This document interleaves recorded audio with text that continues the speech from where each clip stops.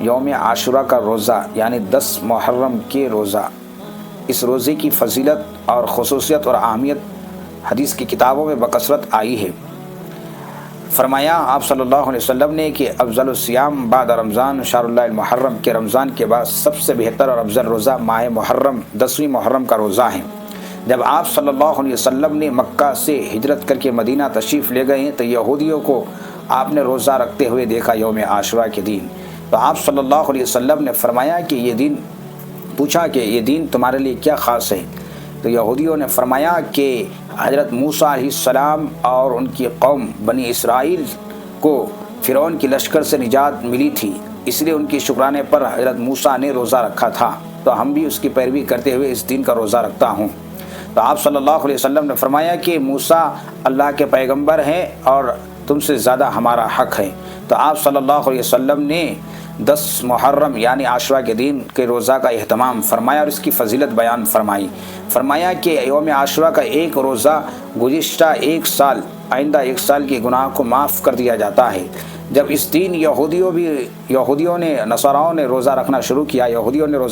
کیا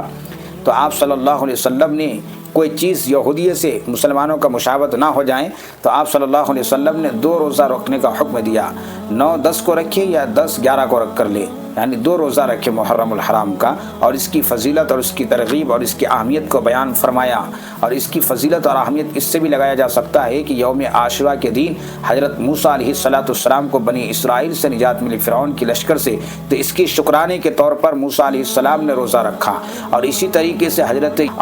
نوح علیہ السلام جو طوفان نوح سے آپ کو نجات ملی، جو پہاڑ پر جا کر آپ کی کشتی ٹھہری، تو فرماتے ہیں کہ عاشورہ ہی کا دن تھا، 10 محرم کا ہی دن تھا۔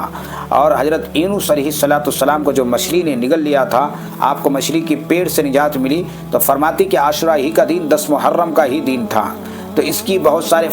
فضیلت اور خصوصیات ہے اس مہینے کی اور یوم عاشورہ کے دن کا۔ اور عاشورہ ہی کے دن نماز رسول حضرت امام حسین، سیدنا امام حسین رضی اللہ تعالیٰ عنہ کی شہادت ہوئی، تو اس لیے عاشورہ کے دن کی اہمیت اور فضیلت اس سے بھی اور بڑھ جاتا ہے۔ تو اسی لیے تمام مسلمانوں کو اس دن کی روزے کی اہتمام کرنی چاہیے۔ اور ایک حدیث میں فرمایا کہ جو عاشورہ کے دن اپنے دسترخوان کو وسیع کرتے ہیں اور اپنے آل و عیال پر خرچہ کرتے ہیں